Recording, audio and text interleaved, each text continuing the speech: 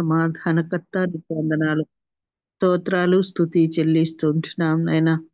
ఎంత గొప్ప దేవుడవు నా తండ్రి. మరి ఒక నూతన దినాన్ని మా జీవితంలో ఇచ్చి ఈ విధముగా నా తండ్రి వర్చువల్ ప్రేయర్ ఫెలోషిప్ లో జాయిన్ అవ్వటకు ఇచ్చిన కృపా సహాయమును బట్టి నీకు వందనాలు, స్తోత్రాలు, స్తుతి చెల్లిస్తూ ఉంటున్నాం. ఇంతవరకు మా జీవితాన్ని పొడిగించిన విధానమును బట్టి స్తోత్రాలు. ఇక ముందుకు కూడా నా తండ్రి క్రీస్తు యేసులో మేము జీవించుటకు కృప దయచేయుచున్నందుకై వందనాలు, స్తోత్రాలు, స్తుతి నాయన. ఇంతవరకు నిన్ను స్తుతించి గణపరిచి మహింపరచుటకు ఇచ్చిన ఆ, ఈ సమయాన్ని బట్టి నీకు వందనాలు చెల్లిస్తూ ఉంటున్నాం. ఇక ముందు ఉన్న తండ్రి నా ప్రభు మరి సమయాన్ని నా తండ్రి మా వినికిడిలో మీరే నా తండ్రి ఆశీర్వదించమని వేడుకొని ప్రార్థిస్తున్నాం. వాక్యం చెప్పబోచున్న నీ దాసుని నా తండ్రిని ఆ దినములో ఉంచుకొనగలందులకై వేడుకుంటున్నాం. మీ సెలవు చాటున మరుగుపరచండి నా తండ్రి. జామిన కుమార్ గారిని బట్టి నీకు వందనాలు, స్తోత్రాలు, స్తుతి చెల్లిస్తూ ఉంటున్నాం. దయామయుడ, కృపామయుడ, వాక్యము ఎంతో ఘనమైనది నాయనా, పరిశుద్ధమైనది నా తండ్రి, సత్యమైనది నా ప్రభా. ఆ వాక్యాన్ని మేము ధ్యానిస్తూ ఉంటుండగా మేము గ్రహించుకునే జ్ఞానాన్ని అనుగ్రహించండి, జ్ఞాపకం పెట్టుకునే జ్ఞాపక శక్తిని అనుగ్రహించండి నాయన. జ్ఞానము పైనుండి వచ్చినది, సమాధానకరమైనది నాయన నా ప్రభా. నీ కనికరముతో కూడింది నా ప్రభా. మేము అర్థం చేసుకొని వాక్యానుసారంగా జీవించే వారముగా ఉండునట్లు మా జీవితం మలచండి ప్రభా. ముఖ్యంగా నీ రాకడ కొరకై మేము సిద్ధపాటు కలిగి జీవించే వారముగా ఉండునట్లు ఆ, కృప దయచేయమని వేడుకొని ప్రార్థిస్తున్నానయ్యా. కేవలము ఈ లోకానికి మీరు మానవ అవతారుడుగా వచ్చిన ఆ గురి నా తండ్రి నా ప్రభా. మమ్మల్ని అందరినీ నీతో పాటు నా తండ్రి సింహాసనంపై కూర్చుండి పెట్టుకున్నటకు ఈ పరలోక రాజ్యముకు తీసుకొని వెళ్ళుటకే కదా నా ప్రభువా.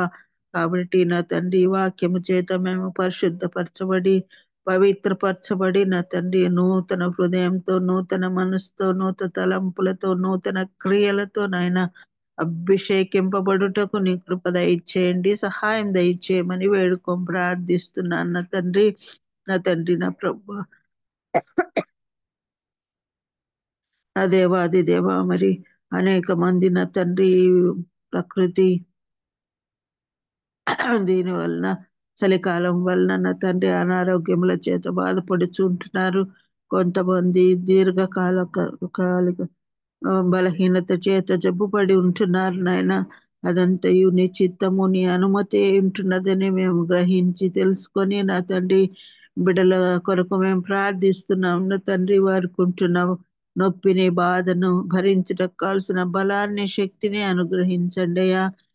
నా తండ్రి నీవు ముఖ్యంగా జేమ్స్ అయ్య గారిని బట్టి ప్రార్థిస్తున్నాను నా తండ్రి.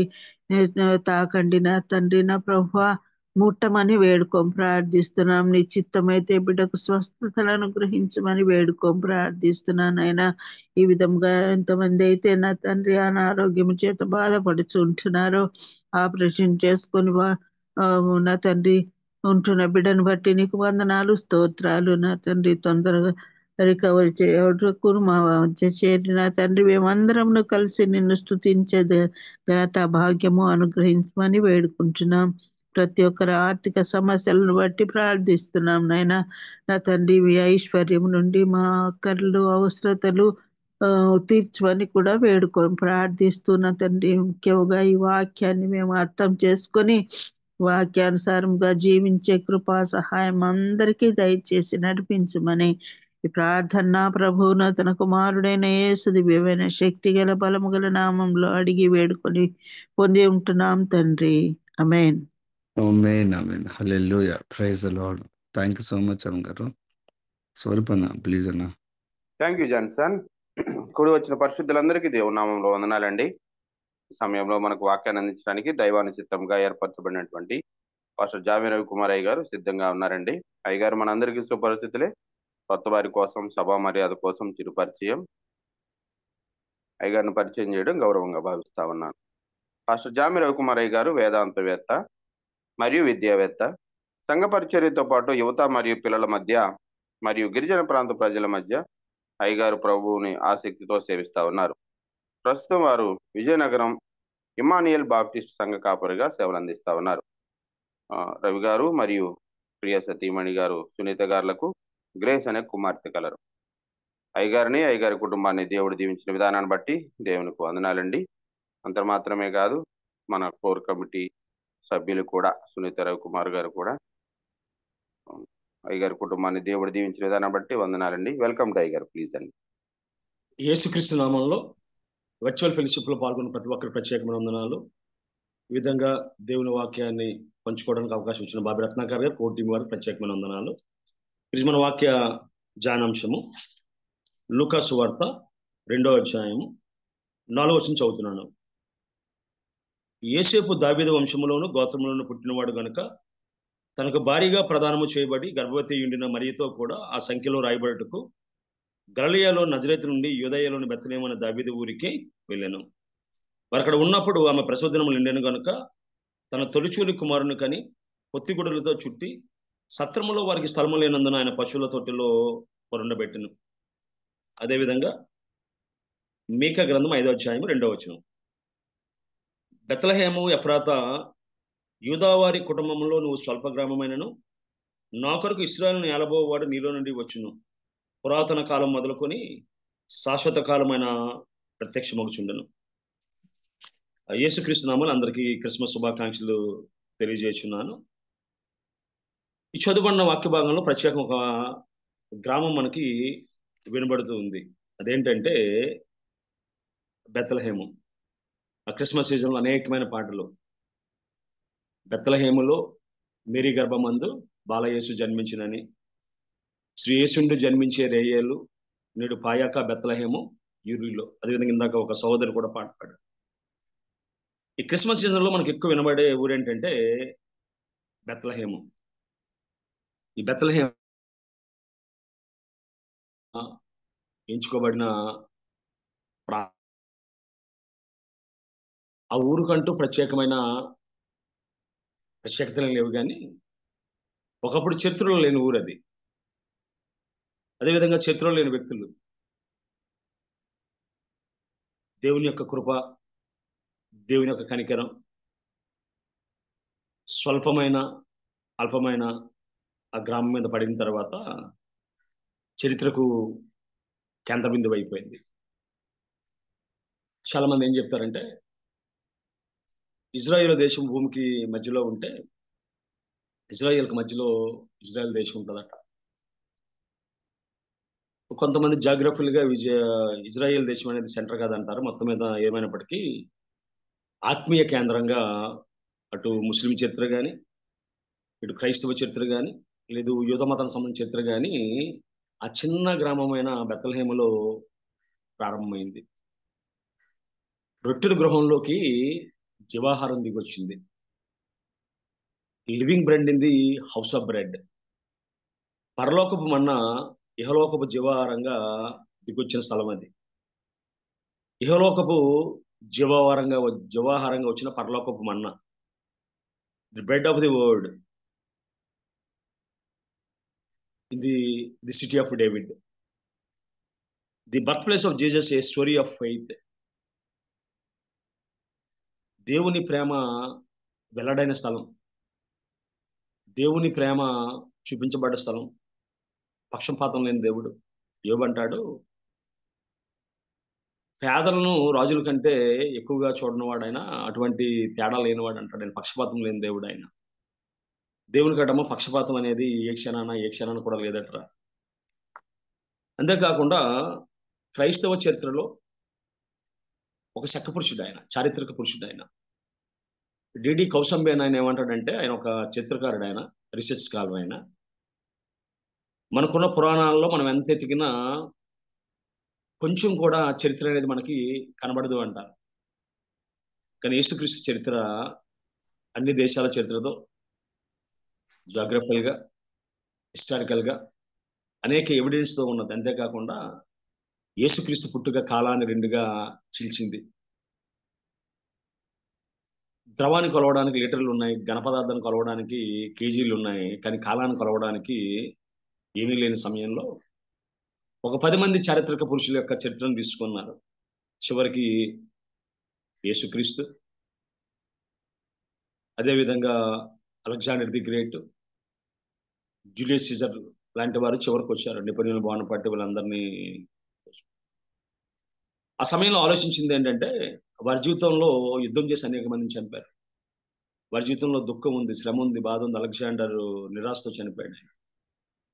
కాబట్టి యేసుక్రీస్తుని చారిత్రక పురుషుడిగా తీసుకొని ఆయన పుట్ట ముందు చరిత్రను క్రీస్తు పూర్వమని, ఆయన పుట్టిన తర్వాత చరిత్రను క్రీస్తు శకమని ప్రారంభమైంది. ఒకవేళ ఈ దినాన్ని మనం డిసెంబర్ 7, 2024 అంటే అర్థం ఏంటంటే యేసుక్రీస్తు పుట్టిన 2024 సంవత్సరం డిసెంబర్ నెల 7వ తారీఖు అని అర్థం. అది ఈ మధ్యకాలంలో ప్రభుత్వాలు మారిన తర్వాత దాన్ని సిఏ అని, బీసీఏ అని, అంటే బిఫోర్ కామన్ ఎరా అని మార్చినప్పటికీ ఆ మధ్యకాలం రేవంత్ రెడ్డి చెప్పినట్టుగా as it is a BC అంటే బిఫోర్ క్రైస్ట్ అని, ఏడి అంటే అన్నా డొమైనియో అంటే ప్రభు యొక్క పాలనని అర్థం. అది సో కాలాన్ని రెండుగా చీల్చినవాడు. అసలు బెత్లెహేము అనే మాటకు అర్థాన్ని కానీ మనం చూసినట్లయితే బెత్ అనగా హౌస్ అని అర్థం, లికేమ్ అనగా బ్రెడ్ లేదంటే సాలిడ్ ఫుడ్ అని అర్థము ఎబ్రి భాషలో. ఒకవేళ మనం అరబిక్ భాషలో కానీ చూసినట్లయితే దానికి బ్రెడ్ ఆఫ్ మీట్ అనే అర్థం కూడా మనకు కనబడుతూ ఉంటుంది. ఎఫ్రాతా అనే మాటకు అర్థం ఏంటంటే ఫలించిన అని అర్థం, ఫలించిన. బెత్లెహేము ఎఫ్రాతా లేదా ఫలవంతమైన అని దాని యొక్క అర్థం. ఒకవేళ మనం దీని గురించిన చరిత్రను పరిశీలన చేసినట్లయితే మొట్టమొదట మనకి ఆదికాండం 35 అధ్యాయం 16వ వచనంలో మనకి ఈ బెత్లెహేం అనే గ్రామం మనకి పరిచయం అవుతూ ఉంటుంది. యాకోబు తన యొక్క మామగారి నుండి బయలుదేరి తన పిల్ల పాపలతో తన భార్యతో కలిసి వచ్చిన యొక్క ప్రయాణంలో మనకి మొట్టమొదట బెత్లెహేము పరిచయం ఉంది. ఒకవేళ మనం 14వ వచనం కానీ మనం చూసినట్లయితే 13, 14 వచనాలు, ఆదికాండం 35, 13, 14. దేవుడు అతనితో మాట్లాడిన స్థలము నుండి పరమునకు వెళ్ళెను. ఆయన తనతో మాట్లాడిన చోట యాకోబుకు స్తంభం అనగా రాతి స్తంభం కట్టించి దాని మీద పానార్పణ చేసి నూనె దాని మీద పోసెను. తనతో దేవుడు మాట్లాడిన చోటుకి యాకోబు బేతేలు అని పేరు పెట్టెను. వారు బేతేలు నుండి ప్రయాణమైపోయి ఎఫ్రాతాకు వెళ్లి మార్గంలో మరికొంత దూరం ఉన్నప్పుడు రాహేలు ప్రసవించుచు ప్రసవ వేదనతో ప్రయాసపడిను. ఆమె ప్రసవం వలన ప్రయాసపడుచున్నప్పుడు మంత్రసాని ఆమెతో భయపడకము, ఇదిగో నీ కుమారుడని చెప్పిన బైబిల్లో రాయబడిన 10వ వచనం చూసినట్లయితే అప్పుడు రాహేలు మృతి పొంది బెత్లెహేమునకు ఎఫ్రాతా మార్గమున పాతి పెట్టబడిన రాయబడి ఉంది. ఒకవేళ ఆమె ఎందుకు ఒకవేళ బెత్లెహేము గ్రామాన్ని చేరలేకపోయింది అని ఆలోచన చేసినట్లయితే ఆమె వ్యక్తిగత జీవితంలో తండ్రి దగ్గర నుంచి వచ్చినప్పుడు ఆ గృహ సంబంధమైన దేవతలను ఆమె తీసుకొచ్చింది. మనం చూసినట్లయితే ఆదికాండం 31, 34లో రాహేలు ఆ విగ్రహములను తీసుకుని ఒంటి సామగ్రిలో పెట్టి వాటి మీద కూర్చుండెను. కాగా లాబాను గుడారం అంతటిను తడివి చూచినప్పటికీ దొరకలేదు. ఆమె తన తండ్రితో తన ఎదుట లేవనేనందున తను తమ కాపు పడకూడదు, నేను కడగన్నానని చెప్పాను. అది ఎంత వెతికిన విగ్రహము దొరకలేదన్నట్టుగా రాయబడింది. కారణం మనకు ప్రత్యేకంగా తెలియదు, కానీ ఒకవేళ అందరూ బట్టి దేవుడు ఒకవేళ బెత్లెహేము గ్రామాన్ని చూడగలిగింది కానీ చేరలేకపోయింది. మోషే కూడా సీనాయి పర్వతం ఎక్కి నెబో శిఖరం ఎక్కి ఆయన మొయదేబు దేశం నుంచి కానాను దేశాన్ని చూడగలిగాడు కానీ చేరలేకపోయాడు. దేవుని యొక్క కృప చాలా అద్భుతంగా ఉంటుంది. మనం చూసినట్లయితే ఆ బెత్లెహేము గ్రామానికి ఉన్న వరవేంటో మనకు తెలియదు, కానీ దేవుడు అనేక మందిని అద్భుతంగా గ్రామంలో వాడుకున్నట్టుగా వాక్యం మనం సెలవిస్తుంది. బైబిల్లో మనం చూసినట్లయితే 2వ రాజుల గ్రంథంలో మనం పరిశీలన చేసినట్లయితే 2వ రాజుల గ్రంథం 2వ అధ్యాయం 19, 20 వచనాలు చూసినట్లయితే అక్కడ మాట రాయబడింది. అంతటా పట్టణపు వారు ఆ పట్టణం ఉన్న చోట రమ్యమైనదని మా ఏలినవాడవైన నీకు కనబడుచున్నది, కానీ నీళ్లు మంచివి కావు, అందుచేత భూమి నిస్సారమై ఉన్నదని ఎలీషా అనగా. కొన్ని ప్రాంతాలు ఏంటంటే పట్టణం రమ్యంగా ఉందట, నీళ్లు మంచివి కావు కాబట్టి ఈ భూమి నిస్సారంగా ఉందని ఎలీషాతో చెప్పబడింది. మేము కొన్నిసార్లు ట్రైనింగ్కి కొన్ని ట్రైబల్ ఏరియాస్ అదేవిధంగా రూరల్ ఏరియాస్ వెళ్తూ ఉంటాం. ఎవరైతే మాకు ట్రైనింగ్కి వస్తారో అటెండ్ అవ్వడానికి వచ్చిన వాళ్ళు ఏం చేస్తారంటే ఎక్కువ మంది లీడ్ టీచర్స్ అక్కడ పండే కాయగూరలు కానీ ఆ పళ్ళు కానీ కొంటారు. అదేంటమ్మా మనకు విజయనగరంలో దొరుకుతాయి కదంటే, సార్ ఇక్కడ మట్టిని బట్టి చాలా టేస్ట్ ఉంటుందండి, రుచి ఉంటుందండి అంటారు. కొన్నిసార్లు ఆ పండే నేలను బట్టి, అక్కడున్న వాతావరణం బట్టి ఆహార పదార్థాలకు ఏ విధంగా రుచి వస్తుందో, కొంతమంది వారున్న విశ్వాసంతో పెరిగిన ప్రార్థనా పరులను బట్టి, విశ్వాస వీరులున్న స్థలాన్ని బట్టి ఏమవుద్దంటే ఆ పట్టణానికి ఒక ప్రత్యేకత వస్తుంది, ఒక దీవెన వస్తుంది, ఒక ఆశీర్వాదం వస్తుంది. బైబిల్ చిత్రంలో మనం చూసినట్లయితే పౌలు అన్ని పట్టణాలను తాకగలిగాడు, అన్ని పట్టణంలోనికి వెళ్ళగలిగాడు. కానీ తన ఒంటిని సైతము మోకాలేయించి ప్రార్థన చేసిన ఎలియాజరు నివసించిన ఆ యొక్క దమస్కులోనికి ప్రవేశించలేకపోయాడు. ఎలియాజరు లాంటి అనేక మంది భక్తిపరులు, అన్నయ్య లాంటి చాలా మంది భక్తిపరులు, యోధా లాంటి చాలా మంది భక్తిపరులు ప్రార్థన చేసిన స్థలం అని. యెరూషలేమును గడగడలాడించాడు ఆయన, కానీ దమస్కు మన లోనికి ప్రవేశించలేక. ఎందుకంటే ఆ పట్టణంలో ఉన్న భక్తిపరుల ప్రార్థనతో పునీతమైన స్థలం అని. ఆ భక్తిపరుల భక్తితో దేవుడు కోట నిర్మించిన స్థలం అది. గెహజీ కళ్ళు దేవుడు తెలిసినప్పుడు కొండ చుట్టూ అగ్నిరథాలు ఉన్నట్టుగా అనేక అగ్నిరథ కాపలున్న స్థలం అది. ఈ బెత్లెహేము కూడా అటువంటి ప్రత్యేక దేవుడు అనుగ్రహించాడు. ఒక వేశ్య అయిన రహాబు తన జీవితాన్ని మార్చుకొని అద్భుతమైన కుమారుని కన్నది. క్రైస్తవ చరిత్రలో యేసుక్రీస్తు తర్వాత అంతటి వ్యక్తిత్వం కలిగిన ఉన్నతమైన వ్యక్తిత్వం బోయాజుది.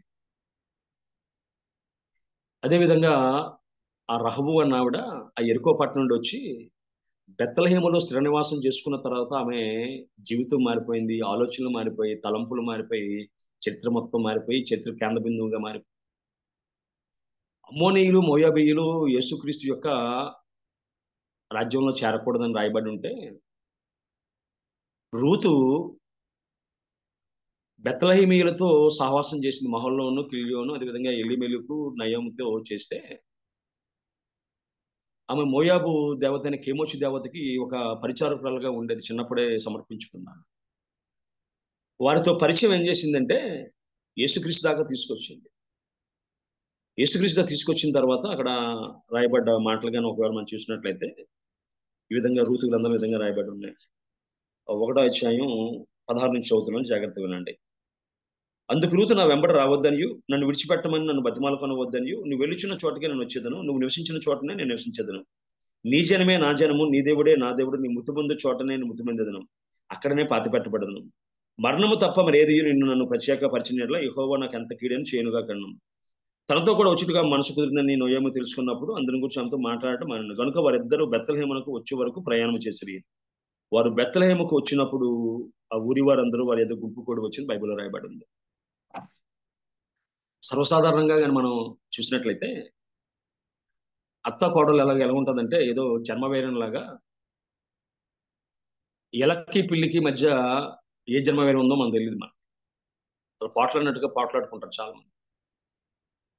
కానీ రూతు నయోమి జీవితంలో చూసినట్లయితే రూత్ అంటది, అత్త నీ జనమే నా జనము, నివసించే చోట నివసిస్తాను, చనిపోయిన దగ్గర చనిపోతాను అంటాడు. ఈ మధ్యకాలంలో అత్త గాని ఇబ్బంది పెడుతుంటే అబ్బాయిని పట్టుకుని వేరే కాపురం పెడుతున్న పరిస్థితుల్లో మనం అత్తగారింటికి వచ్చి కోడల సంఖ్య తగ్గిపోతూ ఉంది. రూత్ అందరిని విడిచిపెట్టి అత్త వద్దు వద్దంటే వచ్చింది. అదేవిధంగా నయోమి కూడా దేవుణ్ణి ఒకవేళ కొన్నిసార్లు అయ్యా సర్వశక్తుడు నాకు చాలా అన్యాయం చేశాడు, నేను సర్వసమృద్ధిగా దానికి వెళ్ళిన వ్యక్తులుగా దేవుడు తెచ్చాడు, నన్ను నయోమని పిలవద్దు మారాన్ని పిలవని దేవుని కూడా నిందించిన వ్యక్తి 3:1 వచనం అంటది, ఆమె అత్తయ్య నయోమి నా కుమారి నీకు మేలు కలుగునట్లు నీ కొరకు విశ్రాంతి ఉచ్చరింపవలసిన దాన్ని కదా అంటది. వాడు వండర్ఫుల్ రిలేషన్ బిట్వీన్ డాక్టర్ అంటే మదర్ ఇల్లా ఎక్కడే చూడగలం మనం. ఎందుకు జరిగిందంటే నేను అనుకుంటాను ఆ భూమి సారం, దేవుడు ఎంచుకున్న విధానం, దేవుడు ఎంచుకున్న పరిస్థితి. ఇందా మనం చదివినట్టుగా ఎఫ్రాత బెత్లెహేమా ఎఫ్రాత నువ్వు యోధా ప్రధానంలో నువ్వు ఎంత మాత్రము నువ్వు అల్పమైన దానివి కావు. బెత్లెహేమా ఎఫ్రాత యోధావారి కుటుంబంలో నువ్వు స్వల్ప గ్రామమైనను నా కొరకు ఇశ్రాయేలు నేలబోవాడు నీలో నుండి వచ్చిన. What a wonderful town it is. 30 సంవత్సరాలు 30 దేశాలు నిలబడి చేసిన దావీదునిచ్చిన పట్టణం అది. That is the birthplace of King David. That is the birthplace of king of kings and the prince of peace. దావీదు యొక్క ప్రభావం ఆ చుట్టుపక్కల దేశాలకు పరిమితమైతే, ప్రపంచాన్ని ప్రభావితం చేసిన యేసుక్రీస్తు పుట్టుక అక్కడ ప్రారంభమైంది. క్రైస్తవ చరిత్ర చిన్న గ్రామంలో ప్రారంభమైంది. చరిత్రను మనం ఆలోచన చేసినట్లయితే 750 సంవత్సరాల క్రితమే ప్రవచించబడ్డ వ్యక్తి ఎవరు లేరు. ప్రవచనాల్లో ఉన్న వ్యక్తి, యూద, అదేవిధంగా ముస్లిం చరిత్రలో ఉన్న వ్యక్తి. కొంతమంది సేవకులు వేదాలలో కూడా యేసుక్రీస్తున్నాడు, సర్వపాప పరిహారార్థం రక్త ప్రోక్షణ అవశ్యం, తదరక్తం పరమాత్మైన పుణ్యదాన బలయాగం అని చెప్పేవారు చాలా మంది ఉన్నారు. యేసుక్రీస్తు యొక్క జీవన విధానాన్ని మనం జాగ్రత్తగా పరిశీలన చేసినట్లయితే చాలా విచిత్రంగా ఉంటుంది. ఆయన అంటూ ఏ గ్రంథాలు రాయలేదు, కానీ ప్రపంచంలో అనేక కోట్ల గ్రంథాలు ఆయన కోసం రాయబడ్డాయి. ఆయన కోసం రాయబడ్డ బైబిల్ గ్రంథం కొన్ని కోట్లకు అమ్ముడై, ఒక ధనవంతుడు 33.5 కోట్లు ఇచ్చి కొనుక్కున్నాడంట. ఆయన ఎందుకు నన్ను కొనుక్కున్నావు అంటే, యేసుక్రీస్తు 33.5 సంవత్సరాలు ఈ లోకంలో సంచారం చేశాడు కాబట్టి దానికి గుర్తుగా నేను కొన్నానని చెప్పి అన్నాడు. అలాగే బిల్ గేట్స్ కూడా కొన్ని కోట్లు పెట్టి ఆ గ్రంథాన్ని కొన్నాడు, జీవ గ్రంథం. జీవాహారమైన దేవుని గురించిన గ్రంథము, జీవజలమైన దేవుని గురించిన గ్రంథము. ఆయనకు వచ్చింది హెబ్రీ భాషే, ఆర్మిక్ భాష కూడా మాట్లాడేవాడు. కానీ అన్ని భాషల్లో ఆయన మాటలు, ఆయన పాటలు, ఆయన గురించిన ఎన్ని అద్భుతమైన ప్రసంగాలు ఉన్నాయో. ఆయన చదువుకుంది ధర్మశాస్త్రం, కానీ అన్ని శాస్త్రాలకు ఆధారం అయ్యాడు ఆయన. ఒకవేళ మనం చూసినట్లయితే నిర్మాకాండంలో 2వ అధ్యాయంలో మట్టిని కీలును పూచినని రాయబడింది మోషేకి. సో మట్టి కీలు ఉన్న దగ్గర పెట్రోల్ ఉంటుందని ఒక క్రిస్టియన్ ఇంజనీర్ అంటమా ఆ యొక్క అరబ్బీ దేశాల్లో పెట్రోల్ తవ్వి దాన్ని కనుగొనగలిగాడు. అలాగే ప్రపంచం అంతా ఏమనుకుందంటే భూమి ఈ యొక్క సోలార్ సిస్టమ్ కి కేంద్రం అనుకునేవారు, సృష్టి కేంద్రం అనుకునేవారు. కానీ బైబిల్లో అనేక వచనాలు దేవుడు భూమిని నివాసయోగ్యంగా చేసిన. మనకున్న నవగ్రహాలు అంటాం, నవగ్రహాల్లో ప్లూటో పక్కన పెట్టారు. ఆ ఉన్న గ్రహాల్లో జీవం సాధ్యమైనది ఎర్త్ మాత్రమే. ఒకవేళ ఇతర మతాల వారు సూర్యుని దేవుడని, చంద్రుడిని రకరకాల పేరుతో పిలుస్తుంటే, ఒకవేళ చదువుకున్న పిల్లలు ఏం చెప్తారు 6th క్లాస్ వాటిలో, sun is a star, moon is a, ఆ చంద్రుడు అనేవాడు మూన్ అంటే శాటిలైట్, న్యాచురల్ శాటిలైట్ ఇది. సో అంత అద్భుతమైన దేవుడు. దాని గురించిన ఖగోళకు సంబంధించిన జ్ఞానం ఉంది, వైద్యానికి సంబంధించిన జ్ఞానం ఉంది.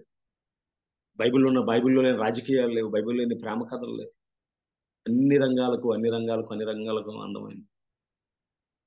థామస్ అల్వా ఎడిసన్ అడిగారు, అయ్యా నువ్వు ఎలా బల్బు కనిపెట్టావంటే, బైబిల్ నన్ను వెలిగించింది, నేను లోకాన్ని వెలిగించానంట. సో ఆయన గురించి మాటలు రాయబడ్డాయి. ఆయన గురించి, ఆయన 1వ శతాబ్దంలో పుట్టాడు, అన్ని శతాబ్దాలకు ఆయన సరిపోయిన వాడు. ఆయన యూదా మతంలో పుట్టాడు, ఆయన యూదా జాతిలో పుట్టాడు, అన్ని జాతులకు సరిపోయినవాడు. ఆయన సిలువకి వెళ్ళే ముందు రొట్టె విరిచాడట, కలువరి సిలువలో నీ కొరకు నా కొరకు ఇవ్వబడ్డాడట. ఆయన సిలువకి వెళ్ళే ముందు శిష్యుల పాదాలు కడిగాడట, ఆ కలువరి సిలువలో నీ రక్తాలు నా రక్తాలు కడగబడ్డానికి తన రక్తాన్ని నీటిగా వాడిన ఉన్నతమైన వ్యక్తిత్వం. దేవుడు పట్టణాన్ని వెన్నుకోవడంలో ప్రత్యేకత ఏం లేదు. అది యెరూషలేముకు ఒక 10 కిలోమీటర్ల దూరంలో ఉంటుంది. అంతేకాకుండా అన్ని ప్రాంతాలకు కేంద్ర బిందువుగా ఉంది. ఒకరు యెరూషలేముకి వెళ్ళాలంటే ఇటుపక్క వాళ్ళు ఆ బెత్లెహేమును దాటి వెళ్ళవలసిన పరిస్థితి. యేసుక్రీస్తు సుమారుగా ఎంతకాలం అక్కడ పుట్టాడని సంగతి ఎంతకాలం అన్నా తెలియదు, కానీ సుమారుగా 18 నెలల దాకా ఉండడానికి అవకాశం ఉందని చరిత్రకారులు చెప్తుంది. ఎందుకంటే యెరూషలేము దాని సకల ప్రాంతాల్లో 2 సంవత్సరాల పిల్లలను వధించండి అని హేరోదు ఆజ్ఞ ఇచ్చినప్పుడు ఆయన అక్కడే ఉండి అక్కడి నుంచి ఆయన అడిగుట్టుకు వెళ్ళినట్టుగా చరిత్ర మనం చెప్తూ ఉంది. సో సృష్టికర్త సృష్టిలోనికి వచ్చిన స్థలం అది. సృష్టికర్త సృష్టి అంతా అయింది. ఆకాశం నాది, భూమి నాది. ఆకాశం నా సింహాసనము, భూమి నా పాదపీఠం అంటాడు. సింహాసనం మీద కూర్చున్నవాడు పాదపీఠానికి వచ్చాడట. అందులో కూడా యూదాదేశ బెత్లెహేమాను స్వల్ప గ్రామం నువ్వు. మహా అయితే యేసుక్రీస్తు పుట్టినప్పటికీ ఒక 1000 మంది ఉండేవారంటండి. బిట్వీన్ 1000 to 3000 ఉంది. దినాన్న దాని చరిత్ర మారిపోయింది. ఎన్నిక లేని స్థలం ఎన్నుకోబడ్డాది. God never choose any significant place, any significant man, a wise, ఒక జ్ఞానం ఉన్నవాడు కానీ, ఒక తెలివైన వాడు కానీ, ఒక ఎన్నికైన వాడు కానీ దేవుడు ఎంచుకోలే. దావీదు రాజుగా పుట్టలే, గొర్రెల కాపరిగా పుడితే దేవుడు ఆ ప్రాంతం నుంచి పిలిచి రాజుని చేశాడు. దేవుడు వాడుకోవాలన్నా, దేవుడు దాన్ని దీవించాలన్నా గొప్ప వ్యక్తులు అవసరం లే. యెరూషలేమును దేవుడు కోరుకోలే. ఏ సర్వసాధారణమైన ఆ ప్రాంతాన్ని కోరుకున్నాడు ఆయన. ఒకవేళ మనం బెత్లెహేము కోసం కానీ ఆలోచన చేసినట్లయితే, it is very fertile land, it is very fertile land. సారవంతమైన భూమి అది. నాగరికత చరిత్ర మనం ఎక్కడ పరిశీలన చేసినా నాగరికతలు అనేవి నదీ తీరాల దగ్గర ప్రారంభమయ్యాయి. కారణం ఏంటంటే, మనుషులు తాగడానికి నీరు కావాలి, జంతువులు తాగడానికి నీరు కావాలి, వ్యవసాయం చేయడానికి నీరు కావాలి.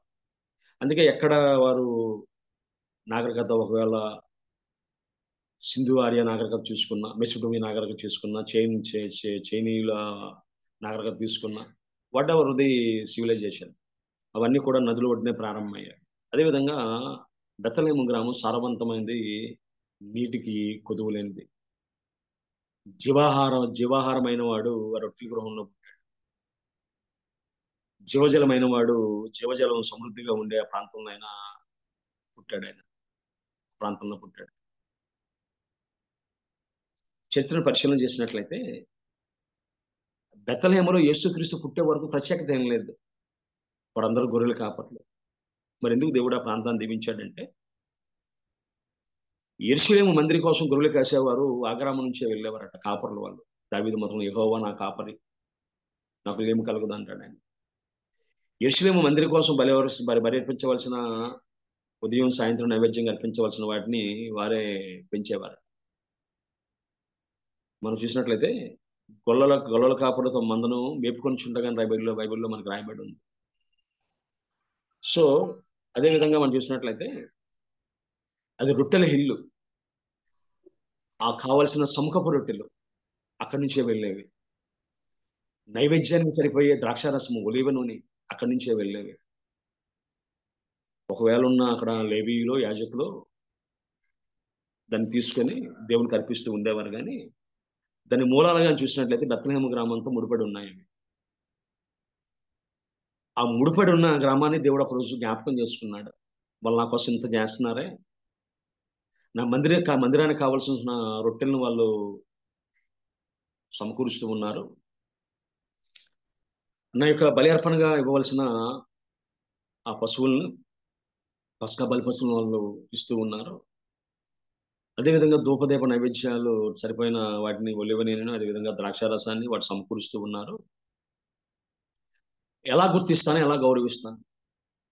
నువ్వు నేను ఆరాధిస్తున్న దేవుడు 2 కాసులు వేసిన పేద దూరాలను జ్ఞాపకం చేసుకొని ప్రపంచానికి పరిచయం చేసిన ఉన్నతమైన దేవుడు ఆయన.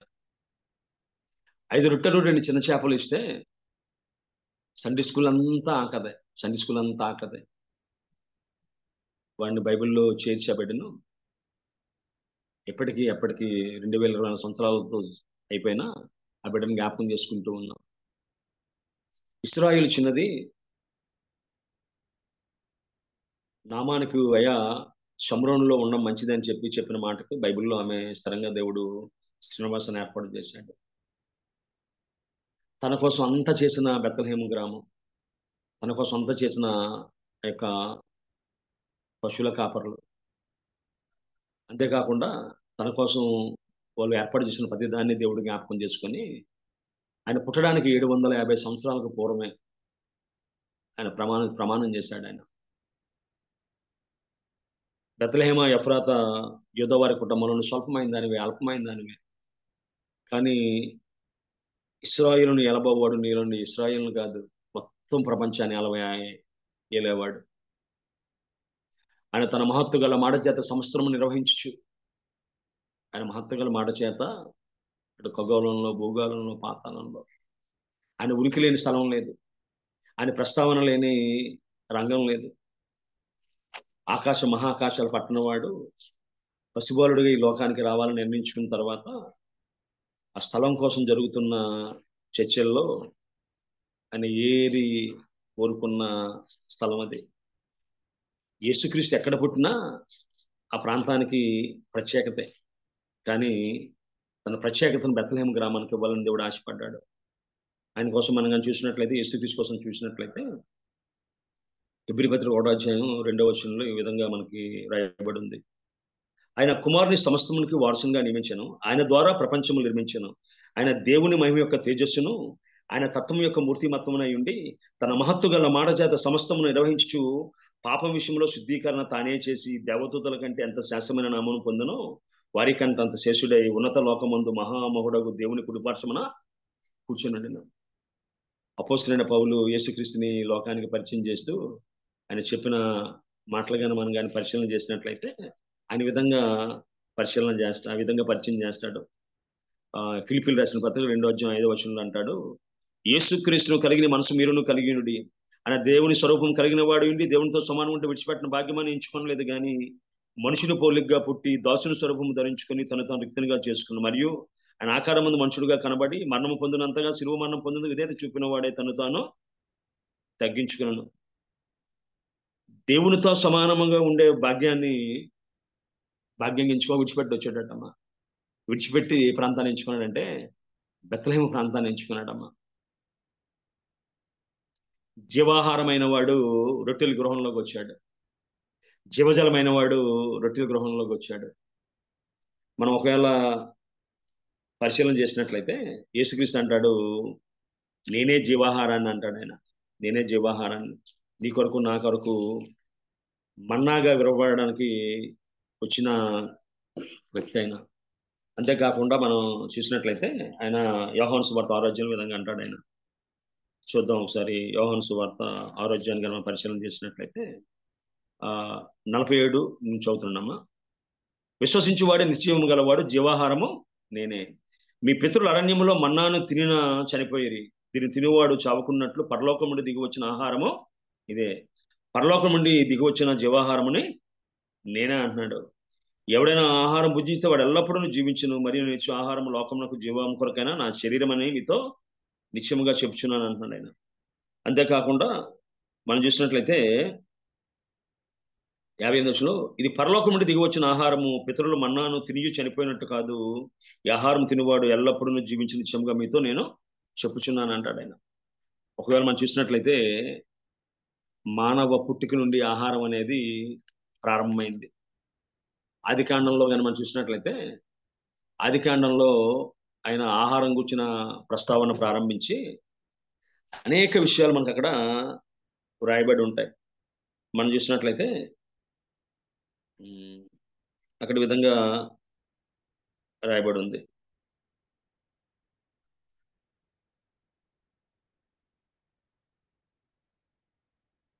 అంటాడు, దేవుడు ఇదిగో భూమి మీద ఉన్న విత్తనములిచ్చి ప్రతి చెట్టును, విత్తనములిచ్చి వృక్ష ఫలమును ప్రతిగా వృక్షం మీకు ఇచ్చి ఉన్నాను, అవి మీకు ఆహారమగును. భూమి మీద ఉన్న జంతువులన్నింటినీ, ఆకాశ పక్షులన్నింటినీ, భూమి మీద పాకు సమస్త జీవులను, పచ్చని చెట్లని ఆహారమగును అని చెప్పి ఆయన పలకడం ప్రారంభించి మనం చూసినట్లయితే ఆయన ఆరిన నేలను బైబిల్లో 9వ వచనంలో చూసినట్టు 1వ అధ్యాయం 9, దేవుడు ఆకాశం కింద ఉన్న జలమును ఒక చోటనే కూర్చుండి ఆరిన నేలలో కనబడును గాక అని పలుకుగా ప్రకారమైన దేవుడు ఆరిన నేలను భూమి అని పేరు పెట్టాను. మనం చూసినట్లయితే ఆహారం ఎక్కడి నుంచి వస్తుంది మనకి? అది ఏదైనా భూమి నుంచే వస్తుంది. అది మరి భూమికి ఆ కెమికల్స్ ఎవరిచ్చారు? విత్తుతున్నా పంట వస్తుంది, లోన ఏం జరుగుతుంది నీకు నాకు తెలియదు. ఆ భూమిలో చాలా కెమికల్స్ ఉన్నాయంటండి. అందుకే చాలా మంది ఆరోగ్యం కోసం బృదం చేసుకొని మట్టిని రాసుకునే సందర్భం ఉంది మనం. అంతేకాకుండా ఆ బైబిల్లో ఒక అద్భుతమైన వాక్య భాగం మనకు అది కనబడుతుంది. ఒకవేళ కీర్తన 104:15 వచనాన్ని మనం చూసినట్లయితే అక్కడ ఒక అద్భుతమైన విషయాన్ని అక్కడ దేవుడు మనకి చెప్తూ ఉన్నారు. చూద్దాం ఒకసారి. 104:15 రాయబడ్డ మాట ఏంటంటే, కింద దాకా చదువుకొస్తాను నేను. అందుమూలమున భూమిలో నుండి ఆహారమును, నరుల హృదయమును సంతోషపెట్టి ద్రాక్షారసమును, వారి మొగములకు మెరుగునిచ్చి తైలమును, నరుల హృదయమును బలపరచు ఆహారము ఆయన పుట్టించున్నాడు. భూమి అంటే మనకు కావాల్సిన ఆహారం ఇస్తుందంట, హృదయాన్ని సంతోషపెట్టే ద్రాక్షరసం ఇస్తుందంట, మన ముఖాలకు వెలుగునిచ్చే తైలము, ఇప్పుడు ఏవైతే పెరినోస్ అన్ని ఉన్నాయో ఆ తైలాన్ని భూమి ఇస్తుందంటండి. నరుల హృదయమును బలపరచు ఆహారం ఆయన ఇస్తున్నాడు. యెహోవా వృక్షములు తృప్తి పొందుచున్నవి, ఆయన నాటిన లెబానోను దేవవృక్షములు తృప్తి పొందుచున్నవి. అసలు పక్షులు తమ గూళ్ళు కట్టుకొనును, అసలు సరళవృక్షంపై కొంగలు నివాసం చేయను. గొప్ప గొప్ప కొండ మేకలు ఉనికి పట్టు, కుందేల బండలు ఆశ్రయస్థానములు, వృతులు తెలుపటికి ఆయన చంద్రుని నియమించాను, సూర్యునికి తన సమస్తమును తెలియజేశాను అని చెప్పి ఆయన చెప్పుకొస్తే 2వ వచనంలో, సింహం పిల్లలు వేట కొరకు గర్జించున్నవి, తమ ఆహారము దేవుని చేతి నుండి తీసుకొని చున్నవి అని చెప్పి అక్కడ మనకి రాయబడి ఉంది. అంతేకాకుండా మనం చూసినట్లయితే 27వ వచనంలో, తగిన కాలమున నువ్వు వారికి ఆహారం ఇచ్చేదవని ఇవన్నీ నీ దయ కొరకు కనిపెట్టు చున్నవి అంటాడు. నువ్వు వాటిని పెట్టినది అవి కూర్చుకొనను, నీ గుప్పులు విప్పగా అవి మంచి వాటిని తిని తృప్తి పొందును, నీ ముఖమును మరుగు చేసుకొనగా అవి కలతపడును, నువ్వు వాటిని ఊపిరి తీసిపోయినప్పుడు ఆ ప్రాణములో విడిచి మంటిపాలగును అని చెప్పి రాయబడింది. అంతేకాకుండా అనేక వాక్య భాగాలలో దేవుడు ఏమై ఉన్నాడో రాశాడు అమ్మాయి. మనం చూసిన యోబు 36:31లో ఆయన ఆహారము సమృద్ధిగా ఇచ్చేవాడు అంటాడు. కీర్తన 147:9లో పశువులను అరుచుకున్న పిల్లకాకులకు ఆయన ఆహారం ఇచ్చినది. అపొస్తలుల 14:17లో ఆయన ఆకాశం నుండి మీకు వర్షమును ఫలవంతమైన ఋతువులను దయచేయను, ఆయన ఆహారమును అనుగ్రహించిన అంటాడు అపొస్తలుడైన పౌలు. 145:15లో సర్వజీవుల కన్నులు నీ వైపు చూచుచున్నది, తగిన కాలమందు వాటికి నువ్వు ఆహారం ఇచ్చున్నావు అంటాడు ఆయన. కీర్తన ఇందాక మనం చదువుకున్న వాక్యంలో సమస్త జీవులకు 136 కీర్తన 5వ వచనంలో సమస్త జీవులకు ఆయన ఆహారం ఇచ్చినాడు, ఆయన కృప నిరంతరం ఉండునుగాక అని చెప్పి అక్కడ రాయబడినట్టుగా వాక్యం సెలవిస్తుంది. So God is the provider of our food. దేవుడి ఆహారం ఇచ్చేవాడు. మన పితరుల జీవితాన్ని మనం పరిశీలన చేసినట్లయితే, మన నాన్నమ్మో అమ్మమ్మో ఒకరోజు ఒక షావుకారి దగ్గరికి వెళ్ళి కేజీ బియ్యం కోసమో, గిద్దెడు పప్పు కోసమో, గిద్దెడు నూనె కోసమో అడిగింది. కానీ దినాన మనం దేవుళ్ళలోకి వచ్చిన తర్వాత ఆ సర్వ సమృద్ధిని దేవుడు మనకి ఇచ్చినట్టుగా వాక్యం మనకి సెలవిస్తుంది. చాలా మంది సేవకులు అంటారు, అయ్యా సేవకు రాకముందు ఆహారం లేక చనిపోయినయ్యా, ఇది దినాన సేవకు వచ్చిన తర్వాత తినలేక చనిపోతున్నాను అంటాడు ఆయన. నా గిన్నె నిండి పొర్లుచున్నది అంటాడు ఆయన. యేసుక్రీస్తే మన జీవితంలో బెత్లెహేం అయి ఉన్నాడమ్మా, రొట్టెల గృహంగా ఉన్నాడు, జీవజలంగా ఉన్నాడు, జీవపు ఓటగా ఉన్నాడు. మన్నాను తిని పూర్వీకులు చనిపోయారటమ్మా. జీవాహారమైన మన్నాను తినే దినాన సజీవ లెక్కల్లో ఉన్నామంటే ఇట్స్ నాట్ ఎ జోక్. మనం చూసినట్లయితే ఈ యొక్క 4వ శతాబ్దంలో ఒక గొప్ప దైవజనుడు మనకి కనబడతాడు. ఆయన ఒక రోమన్ క్యాథలిక్ గురువు. ఆయన్ని సెయింట్ జెరోమ్ అని చెప్పి మనం పిలుస్తాం. ఆయన చరిత్రంగాన్ని జాగ్రత్తగా మనం పరిశీలన చేసినట్లయితే, ఆయన లాటిన్ భాషలో 30 సంవత్సరాలు కష్టపడి బైబిల్ని ఆయన తర్జుమా చేశాడు ఆయన. అంతేకాకుండా ఆయన ఒక ధనవంతుడికి చెందిన బిడ్డ. ఆయన చిన్న వయసులోనే దేవుణ్ణి నమ్ముకొని దేవుని యొక్క సేవలో ముందుకు కొనసాగుతున్న జీవితం అయింది. ఒక యెరూషలేంకి ఆయన యెరూషలేం మందిరానికి ఒక యేసుక్రీస్తు బర్త్డే రోజు యూరప్ నుంచి వెళ్ళాలని చెప్పి నిర్ణయించుకున్నాడు. ఆయన క్రొయేషియా ప్రాంతానికి చెందిన వ్యక్తి.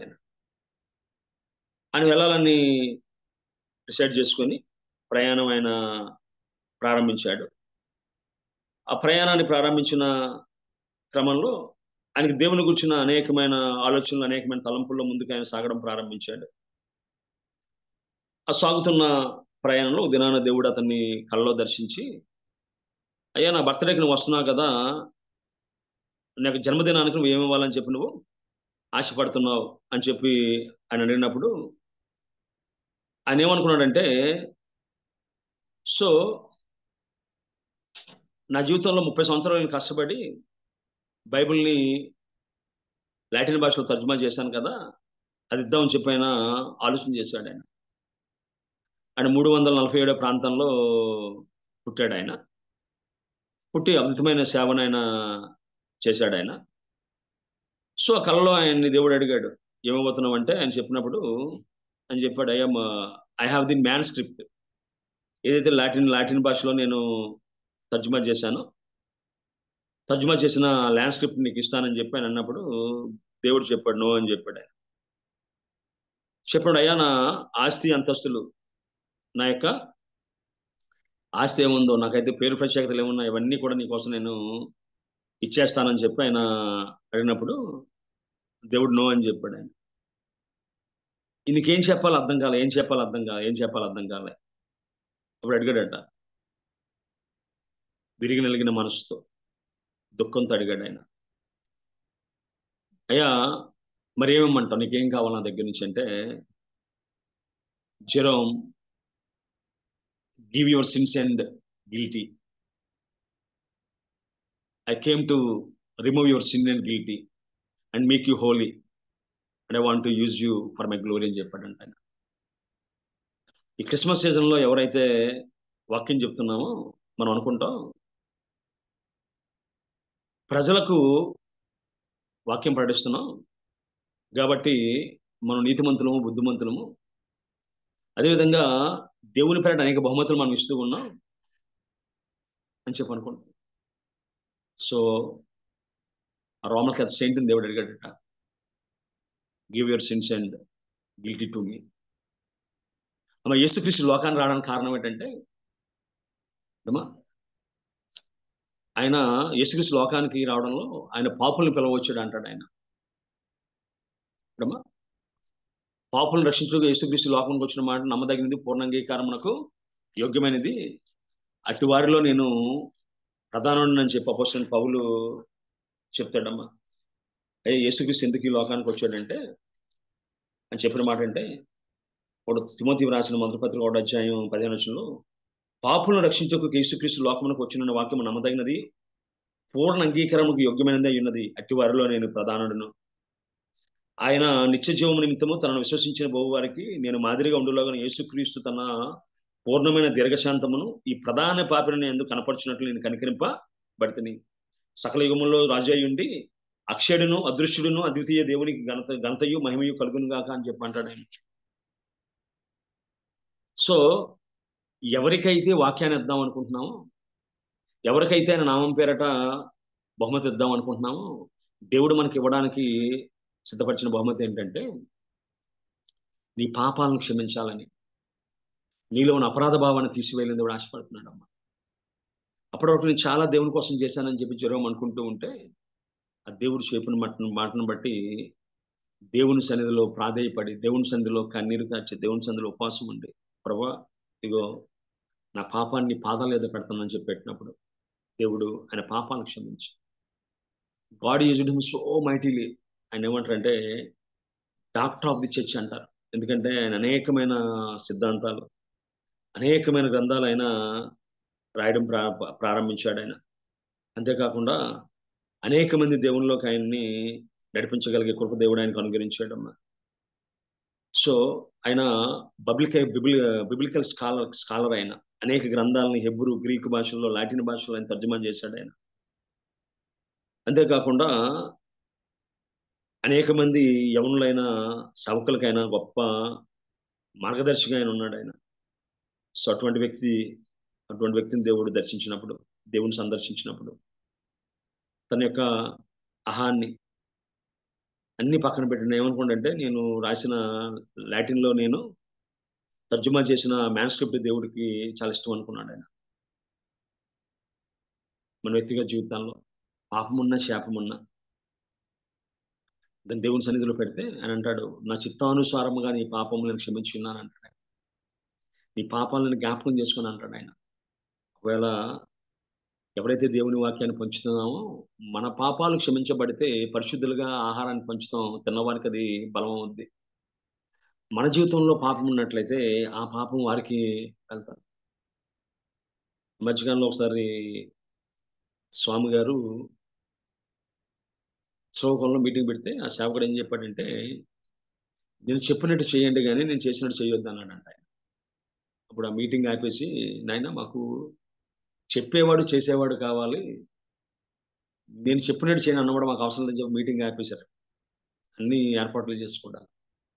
మన లోకానికి కావాల్సింది ఎవరంటే చెప్పి చేసేవారు కావాలి, చెప్పి చేసేవారు కావాలి. ఒకటి మానవులం కాబట్టి పాపాలు శాపాలు మన జీవితంలో ఏలుబడి చేస్తూ ఉంటాయి. పాపాలు శాపాలు మన జీవితంలో ఏలుబడి చేస్తూ ఉంటాయి. వాటిని ఆయన పాదాల యొద్ద కానీ పెట్టగా నాకు ఇమ్మంటున్నాడు ఆయన. And I don't need your position or position. I don't need your Latin manuscript. I want your sins. I want your guilty. ఇదిగో లోక పాపములు మోసుకొని పోవు దేవుని గొర్రెపిల్ల. ఆ గొర్రెపిల్ల ఎందుకు వచ్చిందంటే మన పాపాన్ని శాపాన్ని తీసివేసి పరిశుద్ధులుగా చేయడానికి వచ్చింది. అపరాధ భావం అనేది మనుషులు బతకనివ్వదు. ఆ మధ్యకాలంలో ఒక ఆయన మారుతిరావు అన్న ఆయన అల్లుని చంపించేశాడు, ప్రణబు అన్న అబ్బాయిని. అప్పటికి ఇంకా కోర్టు ఆమెకి ఆయనకి ఏం శిక్ష విధించలేదు. ఆ గిల్టీని తట్టుకోలేక ఆత్మ చేసుకుని చనిపోయాడు. Every Saint have a past, every sinner have a future అంటాడు. ఎవరైతే దేవుని సేవకులుగా మనం ఉన్నామో, ఎవరైతే దేవుని యొక్క దాంట్లో నాయకులుగా ఉన్నామో, మన గత జీవితం అంతా కూడా పాపంతో కూడిందే. మన పాపాన్ని ఆయనకి ఇచ్చినప్పుడు కడిగి శుద్ధీకరించి తిరిగి ఇవ్వగలిగాడు కాబట్టి దినాన ఆయన వాక్యం చెప్పగలుగుతున్నాం, ఆయన పాటలు చెప్పగలుగుతున్నాం, సాక్ష్యం చెప్పగలుగుతూ ఉన్నాం. ఈ క్రిస్మస్ సీజన్లో మరొకసారి ఆయన పాదాల చెంతగా మనం వెళ్ళినట్లయితే మన పాపాలను తుడిచివేసి, మన అపరాధాలను తుడిచివేసి పరిశుద్ధులుగా, నాలో పాపములు ఉందని మీరు ఎవరు స్థాపించగలడని క్రీస్తుకు వారసులుగా దేవుడు మనం తయారు చేస్తాడు ఆయన. అంతేకాకుండా మనం చూసినట్లయితే ఇది దావీదు పట్టణంగా కీర్తించబడ్డది. ఒకవేళ దావీదు జీవితాన్ని మనం పరిశీలన చేసినట్లయితే, సమయం అయిపోతుంది, త్వరగా ముగించిన ప్రయత్నం చేస్తాను నేను. దావీదు జీవితంలో మనం చూసినట్లయితే 1 సమూయేలు గ్రంథం 16 అధ్యాయం 13 వచనంలో రాయబడ్డ మాట ఏంటంటే ఈ విధంగా రాయబడి ఉంది.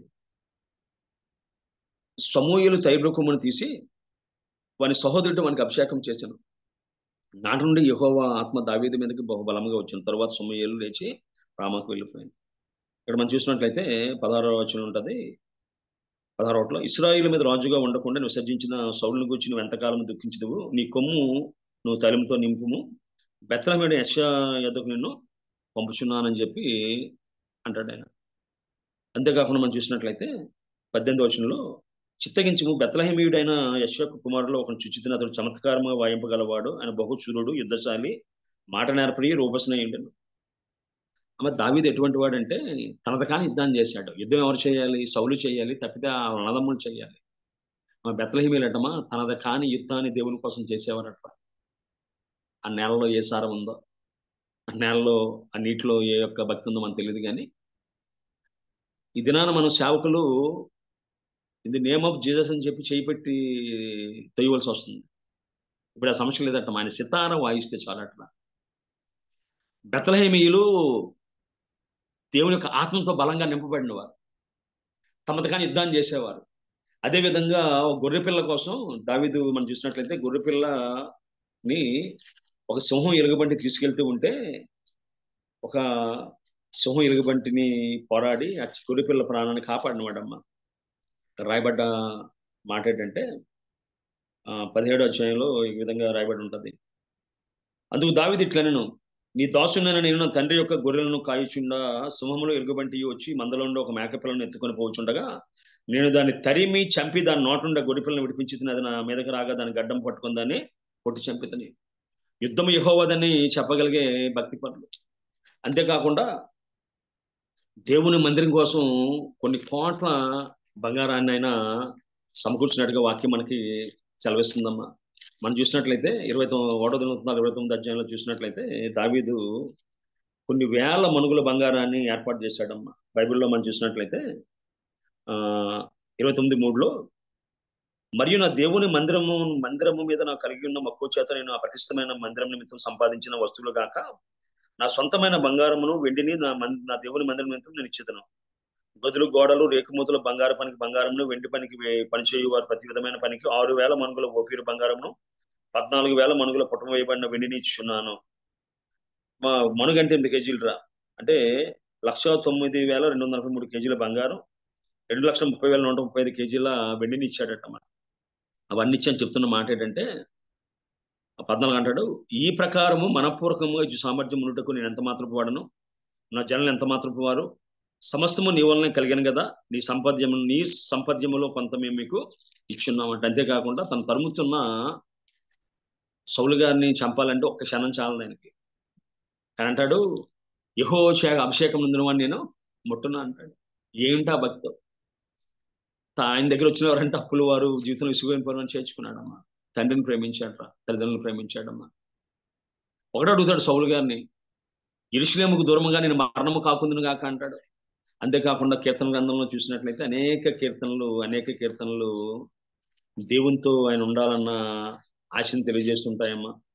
ఒకవేళ మనం చూసినట్లయితే కీర్తన గ్రంథంలో 102 కీర్తనలు అంటాడు, యెహోవా మందిరంకి వెళ్దామని జనంలో తన్నప్పుడు నేను సంతోషించింది. యెరూషలేమా మా పాదముల గుమ్మంలో నిల్చున్నవి, యెరూషలేమా బాగుగా కట్టబడిన పట్టణం వల్ల నువ్వు కట్టబడి ఉన్నావు అంటాడు.